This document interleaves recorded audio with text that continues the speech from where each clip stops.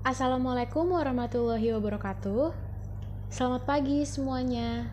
Gimana kabar kalian? Semoga kita semua tetap terjaga ya kesehatannya. Dan tetap harus semangat meskipun kita belajarnya di rumah aja. Nah, kali ini pertemuannya kita akan masuk ke bab baru. Materinya tentang permasalahan sosial dan globalisasi. Pasti kalian udah gak asing lagi kan sama kata globalisasi? Oke, sebelum kita masuk ke materi, saya akan menjelaskan terlebih dahulu terkait KI, KD, dan juga indikator yang ada dalam materi ini. Nah, sebelum kita memulai materi, alangkah baiknya kita menyiapkan dulu keperluan-keperluan yang kita butuhkan untuk pembelajaran kali ini, seperti buku catatan untuk mencatat poin-poin dari materi yang akan saya jelaskan, lalu gadget untuk mencari informasi tambahan terkait materi yang disampaikan, dan tentu saja kesiapan kalian untuk menghadapi pembelajaran ini. Baik, yang pertama ada kompetensi inti. KI 1 menghayati dan mengamalkan ajaran agama yang dianutnya. KI 2 menghayati dan mengamalkan perilaku jujur, disiplin, santun, peduli, gotong royong, kerjasama, toleran, damai, bertanggung jawab, responsif dan proaktif dalam berinteraksi secara efektif sesuai dengan perkembangan anak di lingkungan, keluarga, sekolah, masyarakat dan lingkungan alam sekitar, bangsa, negara, kawasan regional dan kawasan internasional. KI 3 memahami, menerapkan dan menganalisis pengetahuan faktual, konseptual, prosedural dan metakognitif berdasarkan rasa ingin tahunya tentang ilmu pengetahuan, teknologi, seni budaya, dan humaniora dengan wawasan kemanusiaan, kebangsaan, kenegaraan, dan peradaban terkait penyebab fenomena dan kejadian, serta menerapkan pengetahuan prosedural pada bidang kajian yang spesifik sesuai dengan bakat dan minatnya untuk memecahkan masalah. KI 4 mengolah, menalar, dan mengkaji dalam ranah konkret dan ranah abstrak terkait dengan pengembangan yang diajarinya di sekolah secara mandiri, bertindak secara efektif dan kreatif, serta mampu menggunakan metode sesuai dengan kaidah keilmuan. Lanjut, ada kompetensi dasar dan indikator pencapaian kompetensi. Kompetensi dasar 3.2 yaitu memahami berbagai permasalahan sosial yang disebabkan oleh perubahan sosial di tengah-tengah pengaruh globalisasi. Dengan dua indikator, yang pertama peserta didik mampu menganalisis proses globalisasi yang terjadi di kehidupan masyarakat. Yang kedua, peserta didik mampu menganalisis permasalahan sosial yang terjadi di kehidupan masyarakat yang disebabkan oleh pengaruh-pengaruh globalisasi. Lalu KD 4.5 mengkategorisasikan berbagai permasalahan sosial yang disebabkan oleh globalisasi serta akibat-akibat dalam kehidupan nyata di masyarakat sehingga dapat merespon berbagai permasalahan sosial dan ketimpangan yang disebabkan oleh proses globalisasi. Dengan 1 KD, yaitu peserta didik mampu melakukan analisis tentang pemahaman proses globalisasi dan menemukan permasalahan sosial yang terjadi akibat proses atau pengaruh globalisasi tersebut. Nah, yang terakhir pun akan ada tujuan pembelajaran. Nah, tujuan dari KD 3 tadi adalah setelah mengikuti kegiatan pembelajaran tentang materi ini, peserta didik mampu menganalisis proses globalisasi di kehidupan masyarakat dan menganalisis permasalahan sosial yang disebabkan oleh pengaruh-pengaruh globalisasi. KD 4, yaitu peserta didik mampu melakukan analisis tentang pemahaman globalisasi dan menemukan permasalahan sosial akibat pengaruh-pengaruh dari globalisasi tersebut. Nah, setelah KI, KD, dan tujuan ini disampaikan, apakah mungkin ada yang ingin bertanya dulu? Jika tidak ada, kita bisa lanjut ke materinya ya. Oke, globalisasi. Baik, globalisasi. Globalisasi ini sepertinya sudah tidak awam lagi ya untuk kita dengar di kehidupan sehari-hari kita. Globalisasi sendiri berasal dari kata globe yang artinya replika bumi yang dilihat dari sisi luar angkasa. Globalisasi memiliki definisi yang berbeda-beda dari setiap ahli. Nah, globalisasi ini dapat kita lihat dari dua sudut pandang, yaitu sebagai sebuah tantangan atau sebagai sebuah kesempatan, tergantung dari cara kita melihat adanya globalisasi ini. Globalisasi adalah proses ketika individu, antar kelompok, dan antar negara saling berinteraksi, bergantung terkait dan mempengaruhi satu sama lain yang melintasi batas negaranya. Ini ditulis di Kamus Sosiologi oleh Haryanta. Nah, globalisasi memiliki ciri-ciri. Nah, ciri-ciri globalisasi yang akan saya sebutkan setelah ini itu ditulis oleh Arsyad Kusumajaya dalam buku Teori Modernitas dan Globalisasi.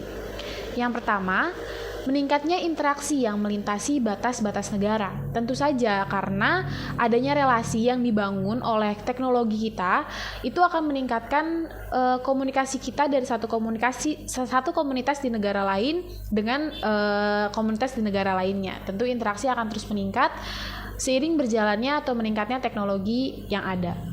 Yang kedua, terdapat persepsi diri yang bersifat transnasional di berbagai ranah seperti media massa, konsumsi, dan pariwisata. Yang ketiga, komunitas, tenaga kerja, dan modal semakin tidak terikat dalam satu wilayah. Tentu saja karena akan terus berkembang ya dari satu wilayah lain ke wilayah yang lainnya. Lalu meningkatnya kepedulian terhadap bahaya ekologi global dan tindakan yang diambil untuk mengatasinya. Selanjutnya, industri budaya global akan berkembang pesat, ya karena berkembangnya teknologi juga untuk kita mengembangkan industri tersebut. Lalu yang terakhir, meningkatnya kekuasaan aktor, institusi, dan kesepakatan transnasional karena akan dibangun atau terus berkembang kerjasama antar institusi tersebut. Secara umum, globalisasi adalah sebuah proses perubahan yang mendunia dan tidak mengenal batas wilayah. Nah, apabila kita menghadapi globalisasi sebagai sebuah tantangan, yaitu menghadapinya dengan sikap optimis dalam setiap perubahan di tengah arus globalisasinya. Sikap optimis yang dimaksud di sini adalah dengan sikap terbuka namun tidak meninggalkan nilai-nilai yang sudah ada sejak dulu, yang sudah diajarkan kepada kita. Jadi, kita bisa berkembang secara beriringan dengan nilai-nilai dan etika yang sudah ada dan teknologi yang berkembang yang dibawa oleh arus globalisasi itu. Nah, menghadapi globalisasi sebagai sebuah kesempatan adalah dengan memiliki sumber daya yang berkualitas yang mampu mengelola, menciptakan, dan memanfaatkan sumber daya alam yang ada di sekitarnya. Jadi, sumber daya alam yang sudah ada kita kembangkan lagi dengan teknologi yang terbawa oleh arus globalisasi sehingga kita bisa mengembangkan suatu hal yang baru atau menciptakan hal yang baru untuk menunjang sumber daya alam untuk kita kembangkan lagi menjadi sebuah hal yang positif nantinya, seperti itu. Nah, globalisasi sendiri tentu saja mengalami sebuah perkembangan. Ditulis pada buku Before European Hegemony, pada abad 22, sistem perdagangan internasional telah berkembang secara kompleks. Nah, kegiatan perdagangan telah dilakukan dengan menggunakan peralatan navigasi, organisasi produksi dan pemasaran, pengaturan lembaga perdagangan, mekanisme modal, dan teknik pertukaran. Nah, kegiatan ini pun melibatkan kerjasama antar negara dan meliputi berbagai aspek juga, mulai dari ekonomi, politik, agama, sosial, budaya. Nah, terjadi pertukaran antara budaya timur dengan budaya barat. Itu yang akan menimbulkan sebuah globalisasi. Pertukaran budaya ini lalu akan muncul sebuah kerjasama, relasi-relasi, interaksi, dan pertukaran ilmu pengetahuan tentu saja, seperti itu. Nah, dari globalisasi ini tentu saja akan ada pihak-pihak yang pro dan kontra terhadap globalisasi. Di sini ada dua gerakan, yaitu ada gerakan pro globalisasi dan gerakan anti globalisasi. Nah, dari si pro globalisasi dulu ya yang kita bahas. Di pro globalisasi ini, globalisasi dianggap sebagai hal positif yang dapat mendorong kesejahteraan perekonomian dunia. Tentu saja di sini pihak ini tuh menganggap kalau globalisasi itu akan menimbulkan interaksi-interaksi dan kerjasama yang dapat meningkatkan pendapatan dari negaranya masing-masing. Menurut David Ricardo dari teori komparatifnya, suatu negara dapat bergantung pada negara lain melalui pertukaran sesuai keunggulan barang ekspor yang dimiliki. Nah, dari situlah devisa negara dapat meningkat dan keuntungan-keuntungan untuk pendapatan negara masing-masing pun dapat ditingkatkan lagi, seperti itu. Tapi jika adanya proteksi barang-barang impor dari masing-masing negara atau dari sebuah negara, tentu saja itu adalah satu hal yang dianggap dapat menghambat proses globalisasi itu sendiri. Kenapa? Ya karena tentu saja tidak mudah untuk melakukan ekspor barang ataupun melakukan kerjasama dengan pihak-pihak lain dalam masalah perdagangan, seperti itu. Nah, lanjut. ada gerakan anti globalisasi. Tentu saja di sini globalisasi dianggap sebagai sebuah hal yang negatif ya, karena gerakan ini cenderung menentang perjanjian perdagangan global seperti menentang keberadaan organisasi perdagangan dunia yaitu World Trade Organization atau WTO. Nah, di sini pihak ini menganggap bahwa globalisasi itu dipercaya dapat mendorong pola pikir masyarakat berorientasi pada modal dengan mengeksploitasi alam tanpa ada tindak lanjut untuk merawat kembali sumber daya alam yang ada seperti itu. Lalu dominasi politik dan memudarkan kebudayaan lokal yang sudah ada dalam suatu negara tersebut. Lalu bisa juga melunturkan kepercayaan kita terhadap ajaran-ajaran agama seperti itu. Lalu ada juga dampak globalisasi bagi kehidupan masyarakat. Di sini ada dampak ekonominya. Tentu saja setiap dampak itu ada positif dan negatifnya ya. Nah, di sini untuk dampak positif dulu. Dalam ekonomi, yang pertama negara dapat memenuhi kebutuhan hidup rakyat melalui perdagangan internasional. Lalu ada transfer teknologi produksi dari negara maju, memperluas pangsa pasar bagi produksi dalam negeri dan menambah sumber devisa negara. Lalu dampak negatifnya, industri kecil yang lemah tidak mampu bersaing dengan industri besar karena di sini dominasi produk asing semakin kuat. Tentu saja mereka industri kecil yang tidak memiliki modal banyak akan kalah saing. Yang kedua, terjadi pembagian kerja dunia. Negara-negara barat menjadi investor, sementara negara berkembang menjadi pekerja di negaranya sendiri, yaitu karena mereka yang tidak memiliki modal, jadi mereka bekerja di perusahaan-perusahaan yang memang memiliki modal lebih besar. Lalu yang ketiga, pilihan barang yang meningkat mendorong masyarakat cenderung konsumtif akibat adanya persaingan harga dan pasar. Lalu yang terakhir, negara berkembang cenderung bergantung pada investasi asing. Selanjutnya, dampak globalisasi bagi kehidupan masyarakat di bidang sosial budaya. Untuk yang hal positifnya, yang pertama, budaya lokal atau daerah mulai dikenal dunia karena ini adalah kesempatan untuk setiap negara memperkenalkan budaya-budayanya dengan teknologi yang ada kepada seluruh penjuru dunia, seperti itu. Yang kedua, masyarakat dapat mengenal berbagai kebudayaan asing. Nah, dari dapat memperkenalkan ini tentu saja terjadi pertukaran-pertukaran informasi tentang budaya dari setiap pihak atau negara yang ada. Dan yang ketiga, kehidupan masyarakat semakin maju karena terjadinya relasi antar negara. Lalu dari sisi negatifnya akan terjadi culture shock, yaitu masyarakat merasa gegar terhadap budaya baru yang muncul sehingga merasa tidak dapat bergantung gitu pada budaya aslinya. Lalu yang kedua, adanya culture lag atau ketimpangan budaya. Terjadi pertumbuhan kebudayaan yang tidak selalu sama cepat dalam setiap unsurnya. Dan yang ketiga, adanya etnosentrisme, yaitu sikap memandang budaya yang lebih baik atau superior dibanding budaya lainnya, karena pasti akan ada budaya-budaya baru atau budaya-budaya luar yang muncul dan masuk ke negara kita, seperti itu. Selanjutnya, kita akan membahas dampak globalisasi di bidang politik. Untuk hal yang positifnya, mendorong pemerintah mewujudkan good governance atau pemerintahan yang baik karena akan terjadi studi banding gitu ya antara satu pemerintahan negara dengan pemerintahan negara lain. Jadi kita bisa mengadaptasi pemerintahan yang baik seperti apa atau mungkin kendala-kendala dari pemerintahan negara lain itu seperti apa.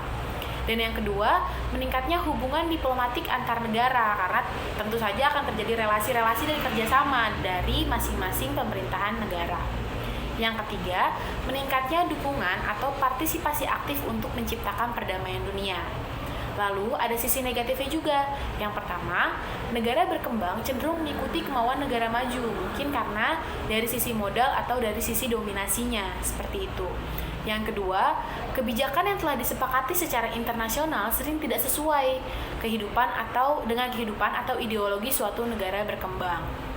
Yang ketiga, konflik antar negara terkait kepentingan politik, seperti itu. Sampai sini mungkin sudah cukup jelas ya tentang globalisasi itu seperti apa, bagaimana kita menghadapi globalisasi, perkembangan globalisasi, dan dampak-dampak dari globalisasi di setiap aspeknya.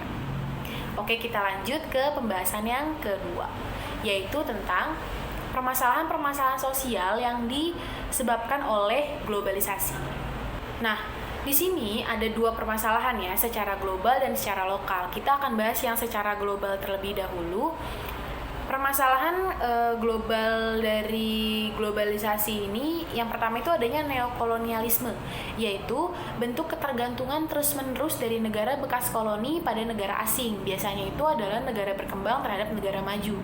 Kenapa bisa seperti itu? Ya karena mereka masih merasa ketergantungan, karena mereka kan masih bekas negara bekas jajahan, seperti itu. Nah, di sini contohnya itu yang pertama seperti upah minimum buruh yang tidak sesuai dengan jadwal kerja, lalu ada negara berkembang yang memperoleh keuntungan kecil, eksploitasi sumber daya alam, dan kapitalisme di sektor politik. Nah, selanjutnya itu ada budaya populer dan konsumerisme. Dari budaya populer, itu adalah sebuah selera pasar yang komersial dan tercipta karena adanya produksi massal. Ini dihasilkan untuk menarik perhatian dari masyarakat. Nah, dengan adanya budaya populer ini, tentu saja sudah dikenal oleh masyarakat luas, pada akhirnya akan menimbulkan sifat konsumerisme yang artinya itu adalah mengkonsumsi atau menjalankan sebuah proses pemakaian barang secara berlebihan, barang-barang produksi itu secara berlebihan atau tidak sepantasnya dan dilakukan secara sadar dan berkelanjutan, seperti itu. Nah, ini saya akan menampilkan sebuah video sebagai contoh dari konsumerisme ya. Oke.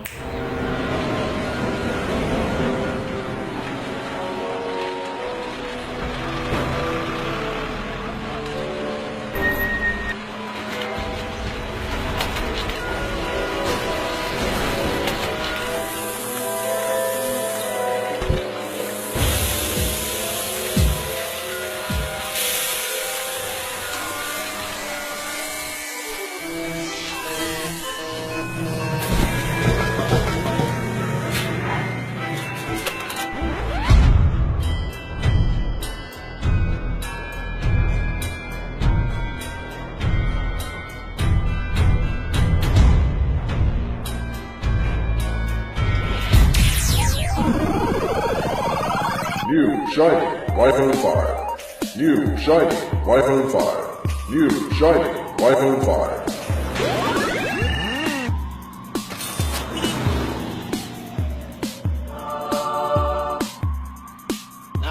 The new iPhone 6. Get yours today. The new iPhone 10. The new iPhone 10 Lite.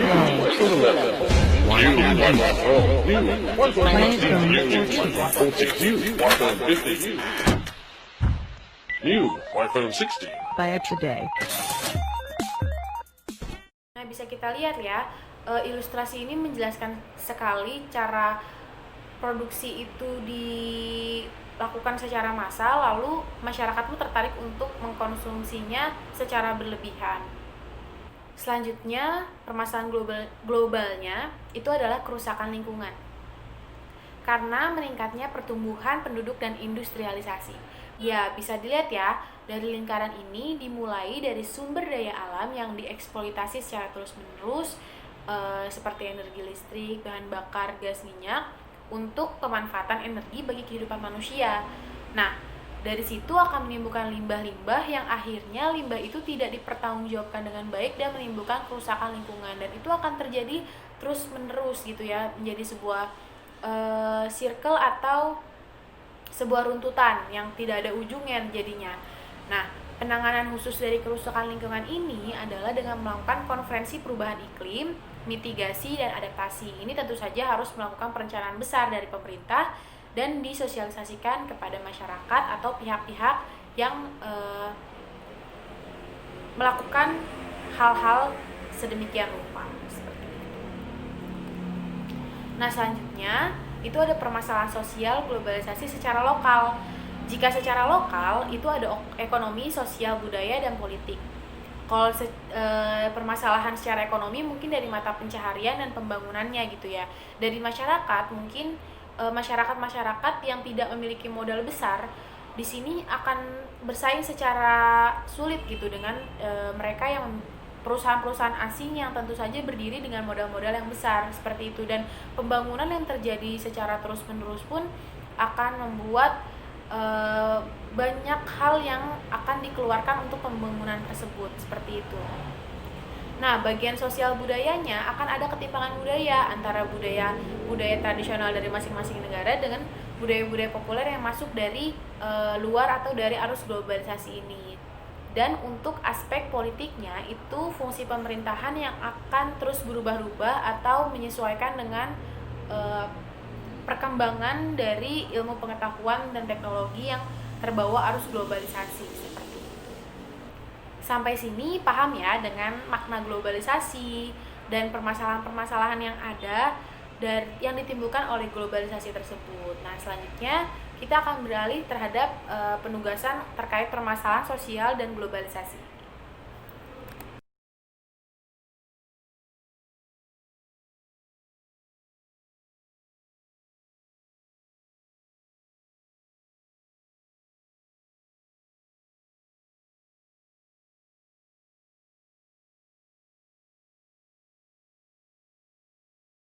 Oke, kita sudah sampai pada penghujung pembelajaran ya. Ini ada sedikit quotes dari saya, dari Emile Durkheim tepatnya.